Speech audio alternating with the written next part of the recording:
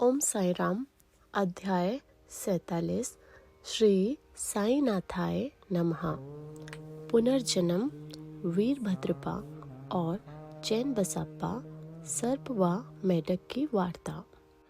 गत अध्याय में बाबा द्वारा बताई गई 2 बकरों के पूर्व जन्मों की वार्ता थी। इस अध्याय में कुछ और भी पूर्व जन्मों की स्मृतियों का वर्णन किया जाता है। प्रस्तुत कथा वीरभद्रप्पा और चैनबसप्पा के संबंध में है। प्रस्तावना। हे त्रिगुणातीत ज्ञान अवतार श्री साईं, तुम्हारी मूर्ति कितनी भव्य और सुंदर है। हे अंतर्यामिन, तुम्हारे श्री मुख की आभा धन्य है। उसका क्षण मात्र भी अवलोकन करने से पूर्व जन्मों के समस्त दुखों का नाश होकर सुख का द्वार खुल जाता है। परंतु हे मेरे प्यारे श्री साईं, यदि तुम अपने स्वभाववश ही कुछ कृपा कटाक्ष करो तभी इसकी कुछ आशा हो सकती है। तुम्हारी दृष्टि मात्र से ही हमारे कर्म बंधन छिन्न भिन्न हो जाते हैं और हमें आनंद की प्राप्ति होती है। गंगा में स्नान करने से समस्त पाप नष्ट हो जाते हैं, परंतु गंगा माई भी संतों के आगमन की सदैव उत्सुकतापूर्व राह देखा करती है कि वे कब पधारे और मुझे अपनी चरण रज से पावन करे। श्री साईं तो संत चूड़ामणि है। अब उनके द्वारा ही हृदय पवित्र बनाने वाली ये कथा सुनो। सर्प और मेढक। श्री साईं बाबा ने कहा, एक दिन प्रातःकाल 8 बजे जलपान के पश्चात मैं घूमने निकला। चलते चलते मैं एक छोटी सी नदी के किनारे पहुंचा। मैं अधिक थक चुका था, इस कारण वहां बैठकर कुछ विश्राम करने लगा। कुछ देर के पश्चात ही मैंने हाथ पैर धोए और स्नान किया। तब कहीं मेरी थकावट दूर हुई और मुझे कुछ प्रसन्नता का अनुभव होने लगा। उस स्थान से एक पगडंडी और बैलगाड़ी के जाने का मार्ग था, जिसके दोनों ओर सघन वृक्ष थे। मलय पवन मंद मंद बह रहा था। मैं चिलम भर ही रहा था कि इतने में ही मेरे कानों में एक मेढक के बुरी तरह टर्राने की ध्वनि पड़ी। मैं चकमक सुलगा ही रहा था कि इतने में एक यात्री वहां आया और मेरे समीप ही बैठकर उसने मुझे प्रणाम किया और घर पर पधारकर भोजन तथा विश्राम करने का आग्रह करने लगा। उसने चिलम सुलगाकर मेरी ओर पीने के लिए बढ़ाई। मेढक के टर्राने की ध्वनि सुनकर वह उसका रहस्य जानने के लिए उत्सुक हो उठा। मैंने उससे बतलाया कि एक मेढक कष्ट में है, जो अपने पूर्व जन्म के कर्मों का फल भोग रहा है। पूर्व जन्म के कर्मों का फल इस जन्म में भोगना पड़ता है, अतः अब इसका चिल्लाना व्यर्थ है। एक कश लेकर उसने चिलम मेरी ओर बढ़ाई। थोड़ा देखूं तो आखिर बात क्या है। ऐसा कहकर वह उधर जाने लगा। मैंने उसे बतलाया कि एक बड़े सांप ने एक मेढक को वह मुंह में दबा लिया है, इस कारण वह चिल्ला रहा है। दोनों ही पूर्व जन्म में बड़े दुष्ट थे और अब इस शरीर में अपने कर्मों का फल भोग रहे हैं। आगंतुक ने घटनास्थल पर जाकर देखा कि सचमुच एक बड़े सर्प ने एक बड़े मेढक को मुंह में दबा रखा है। उसने वापस आकर मुझे बताया कि लगभग घड़ी 2 घड़ी में ही सांप मेढक को निगल जाएगा। मैंने कहा, नहीं, यह कभी नहीं हो सकता।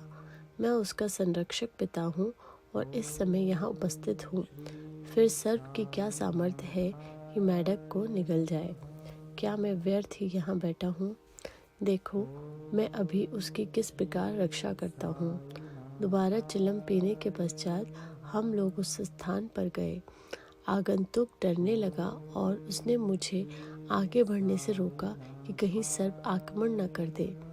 मैं उसकी बात की उपेक्षा कर आगे बढ़ा और दोनों से कहने लगा कि अरे वीरभद्रप्पा, क्या तुम्हारे शत्रु को पर्याप्त फल नहीं मिल चुका है जो उसे मेढक की ओर तुम्हें सर्प की योनि प्राप्त हुई है? अरे अब तो अपना वैमनस्य छोड़ो, यही बड़ी लज्जाजनक बात है। अब तो इस ईर्ष्या को त्यागो और शांति से रहो। इन शब्दों को सुनकर सर्प ने मेढक को छोड़ दिया और शीघ्र ही नदी में लुप्त हो गया। मेढक भी कूदकर भागा और झाड़ियों में जा छिपा। उस यात्री को बड़ा अचंभा हुआ। उसकी समझ में न आया कि बाबा के शब्दों को सुनकर सांप ने मेढक को क्यों छोड़ दिया और वीरभद्रपा व चैन बासप्पा कौन थे, उनके वैमनस्य का कारण क्या था। इस प्रकार के विचार उसके मन में उठने लगे। मैं उसके साथ उसी वृक्ष के नीचे लौट आया और धूम्रपान करने के पश्चात उसे इसका रहस्य सुनाने लगा। मेरे निवास स्थान से लगभग 4-5 मील की दूरी पर एक पवित्र स्थान था, जहाँ महादेव का एक मंदिर था। मंदिर अत्यंत जीर्ण शीर्ण स्थिति में था, सो वहाँ के निवासियों ने उसका जीर्णोद्धार करने के हेतु कुछ चंदा इकट्ठा किया। पर्याप्त धन एकत्रित हो गया और वहाँ नित्य पूजन की व्यवस्था कर मंदिर के निर्माण की योजनाएं तैयार की गई। एक धनाढ्य व्यक्ति को कोषाध्यक्ष नियुक्त कर उसका समस्त कार्य की देखभाल का भार सौंप दिया गया। उसको कार्य व्यय आदि का यथोचित विवरण रखकर ईमानदारी से सब कार्य करना था। सेठ तो एक उच्च कोटि का कंजूस था। उसने मरम्मत में अत्यंत अल्प राशि व्यय की। इस कारण मंदिर का जीर्णोद्धार भी उसी अनुपात में हुआ। उसने सब राशि व्यय कर दी तथा कुछ अंश स्वयं हड़प लिया और उसने अपनी गांठ से एक पाई भी व्यय न की। उसकी वाणी अधिक रसीली थी, इसीलिए उसने लोगों को किसी प्रकार समझा बुझा लिया और कार्य पूर्ववत ही अधूरा रह गया। लोग फिर संगठित होकर उसके पास जाकर कहने लगे, सेठ साहेब, कृपया कार्य शीघ्र पूर्ण कीजिए। आपके प्रयत्न के अभाव में यह कार्य पूर्ण होना कदापि संभव नहीं। अतः आप पुनः योजना बनाइए। हम और भी चंदा आपको वसूल करके देंगे। लोगों ने पुनः चंदा एकत्रित कर सेठ को दे दिया। उसने रुपए तो ले लिए, परंतु पूर्ववत ही शांत बैठा रहा। कुछ दिनों के पश्चात उसकी स्त्री को भगवान शंकर ने स्वप्न दिया कि उठो और मंदिर पर कलश चढ़ाओ। जो कुछ भी तुम इस कार्य में व्यय करोगी, मैं उसका 100 गुना अधिक तुम्हें दूंगा। उसने यह स्वप्न अपने पति को सुना दिया। सेठ भयभीत होकर सोचने लगा कि यह कार्य तो ज्यादा रुपए खर्च कराने वाला है, इसीलिए उसने यह बात हंसकर टाल दी कि यह तो एक निरा स्वप्न ही है और उस पर भी कहीं विश्वास किया जा सकता है। यदि ऐसा होता तो महादेव मेरे समक्ष ही प्रकट होकर यह बात मुझसे न कह देते। मैं क्या तुमसे अधिक दूर था? यह स्वप्न शुभदायक नहीं, यह तो पति पत्नी के संबंध बिगाड़ने वाला है। इसीलिए तुम बिल्कुल शांत रहो। भगवान को ऐसे द्रव्य की आवश्यकता ही कहाँ जो दानियों की इच्छा के विरुद्ध एकत्र किया गया हो। वे तो सदैव प्रेम के भूखे हैं तथा प्रेम और भक्ति पूर्वक दिए गए एक तुच्छ तांबे का सिक्का भी सहर्ष स्वीकार कर लेते हैं। महादेव ने पुनः सेठानी को सत्य में कह दिया, तुम अपने पति की व्यर्थ की बातों और उसके पास संचित धन की ओर ध्यान न दो और न उससे मंदिर बनवाने के लिए आग्रह ही करो। मैं तो तुम्हारे प्रेम और भक्ति का ही भूखा हूँ। जो कुछ भी तुम्हारी व्यय करने की इच्छा हो सो अपने पास से करो। उसने अपने पति से विचार विनिमय करके अपने पिता से प्राप्त आभूषणों को विक्रय करने का निश्चय किया। तब कृपट सेठ अशांत हो उठा। इस बार उसने भगवान को भी धोखा देने की ठान ली।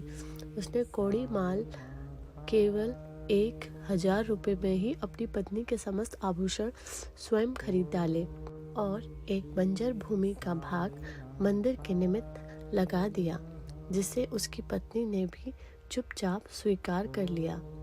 सेठ ने जो भूमि दी वह उसकी स्वयं की न थी, वरन एक निर्धन स्त्री दुबकी की थी, जो उसके यहाँ 200 रुपये में गहने रखी हुई थी। दीर्घ काल तक वह ऋण चुकाकर उसे वापस न ले सकी। इसीलिए उस धूर्त कृपण ने अपनी स्त्री दुबकी और भगवान को धोखा दे दिया। भूमि पथरीली होने के कारण उसमें उत्तम ऋतु में भी कोई पैदावार न होती थी। इस प्रकार यह लेन देन समाप्त हुआ। भूमि उस मंदिर के पुजारी को दे दी गई, जो उसे पाकर बहुत प्रसन्न हुए। कुछ समय के पश्चात एक विचित्र घटना घटित हुई। एक दिन बहुत जोरों से झंझावात आया और अति वृष्टि हुई। उस कृपण के घर पर बिजली गिरी और फलस्वरूप पति पत्नी दोनों की मृत्यु हो गई। दुबकी ने भी अंतिम श्वास छोड़ दी। अगले जन्म में वह कृपण मथुरा के एक ब्राह्मण कुल में उत्पन्न हुआ और उसका नाम वीरभद्रपा रखा गया। उसकी धर्म पत्नी उस मंदिर के पुजारी के घर कन्या होकर उत्पन्न हुई और उसका नाम गौरी रखा गया। दुबकी पुरुष बनकर मंदिर के सेवक वंश में पैदा हुई और उसका नाम चैन बसप्पा रखा गया। पुजारी मेरा मित्र था और बहुधा मेरा पास आता जाता वार्तालाप करता और मेरे साथ चिलम भी पिया करता था। उसकी पुत्री गौरी भी मेरी भक्त थी। वह दिनों दिन सयानी होती जा रही थी, जिससे उसके पिता भी उसके हाथ पीले करने की चिंता में रहता था। मैंने उससे कहा कि चिंता की कोई आवश्यकता नहीं, वर स्वयं तुम्हारे घर लड़की की खोज में आ जाएगा। कुछ दिनों के पश्चात ही उसी की जाति का वीरभद्रपा नामक एक युवक भिक्षा मांगते मांगते उसके घर पहुंचा। मेरी सम्मति से गौरी का विवाह उसके साथ संपन्न हो गया। पहले तो वह मेरा भक्त था, परंतु अब वह कृतघ्न बन गया। इस नूतन जन्म में भी उसकी धन तृष्णा नष्ट न हुई। उसने मुझसे कोई उद्योग धंधा सुझाने को कहा, क्योंकि उस समय वह विवाहित जीवन व्यतीत कर रहा था। तभी एक विचित्र घटना हुई। अचानक ही प्रत्येक वस्तुओं के भाव ऊंचे बढ़ गए। गौरी के भाग्य से जमीन का मांग इतनी होने लगी और समस्त भूमि 1 लाख रुपए के आभूषणों के मूल्य से 100 गुना अधिक मूल्य में बिक गई। ऐसा निर्णय हुआ कि 50,000 रुपये नगद और 2,000 रुपये प्रतिवर्ष किस्त पर चुकता कर दिए जाएंगे। सबको ये लेन देन स्वीकार था, परंतु धन में हिस्से के कारण उनमें परस्पर विवाद होने लगा। वे परामर्श लेने मेरे पास आए। मैंने कहा कि यह भूमि तो भगवान की है, जो पुजारी को सौंपी गई थी। इसकी स्वामिनी गौरी ही है और एक पैसा भी उसकी इच्छा के विरुद्ध खर्च करना उचित नहीं और उसके पति का इस पर कोई अधिकार नहीं है। मेरे निर्णय को सुनकर वीरभद्रपा मुझसे क्रोधित होकर कहने लगा, तुम गौरी को फुसा कर उसका धन हड़पना चाहते हो। इन शब्दों को सुनकर मैं भगवत नाम लेकर चुप बैठ गया। वीरभद्र ने अपनी स्त्री को पीटा भी। गौरी ने दोपहर के समय आकर मुझसे कहा कि आप उन लोगों के कहने का बुरा न माने, मैं तो आपकी ही लड़की हूँ, मुझ पर कृपा दृष्टि ही रखे। वह इस प्रकार मेरी शरण में आई तो मैंने उसे वचन दे दिया कि मैं 7 समुद्र पार कर भी तुम्हारी रक्षा करूँगा। तब उस रात्रि को गौरी को एक दृष्टांत हुआ। महादेव ने आकर कहा कि यह सब संपत्ति तुम्हारी ही है, इसमें से किसी को कुछ ना दो। चैन बसप्पा की यह सलाह से कुछ राशि मंदिर के कार्य के लिए खर्च करो। यदि और किसी भी कार्य में तुम्हें खर्च करने की इच्छा हो तो मस्जिद में जाकर बाबा के परामर्श से करो। गौरी ने अपना दृष्टांत मुझे सुनाया और मैंने इस विषय में उचित सलाह भी दी। मैंने उससे कहा कि मूलधन तो तुम स्वयं ले लो और ब्याज की आधी राशि चैन बसप्पा को दे दो। वीरभद्र का इसमें कोई संबंध नहीं है। जब मैं ये बात ही कर रहा था, वीरभद्र और चैन बसप्पा दोनों ही वहाँ झगड़ते हुए आए। मैंने दोनों को शांत करने का प्रयत्न किया और गौरी को हुआ महादेव का स्वप्न भी सुनाया। वीरभद्र क्रोध से उन्हत हो गया और चैन बसप्पा को टुकड़े टुकड़े कर मार डालने की धमकी देने लगा। चैन बसप्पा बड़ा डरपोक था। वह मेरे पैर पकड़कर रक्षा की प्रार्थना करने लगा। तब मैंने शत्रु के पास से उसका छुटकारा करा दिया। कुछ समय पश्चात ही दोनों की मृत्यु हो गई। वीरभद्र सर्प बना और चैन बसप्पा मेंढक। चैन बसप्पा की पुकार सुनकर और अपने पूर्वजन की स्मृति करके यहाँ आया। इस तरह से उसकी रक्षा कर मैंने उसके वचन पूर्ण किए। संकट के समय भगवान दौड़कर अपने भक्त के पास जाते हैं। उसने मुझे यहाँ भेजकर चैन बसप्पा की रक्षा कराई। यह सब ईश्वरी लीला ही है। शिक्षा। इस कथा की यही शिक्षा है कि जो जैसा बोता है वैसा ही काटता है। जब तक कि भोग पूर्ण नहीं होते, पिछला ऋण और अन्य लोगों के साथ लेन देन का व्यवहार जब तक पूर्ण नहीं होता, तब तक छुटकारा भी संभव नहीं। धन तृष्णा मनुष्य का पतन कर देती है और अंत में इससे ही वह विनाश को प्राप्त होता है। श्री सद्गुरु साईनाथार्पणमस्तु। शुभम भवतु। ओम साई राम।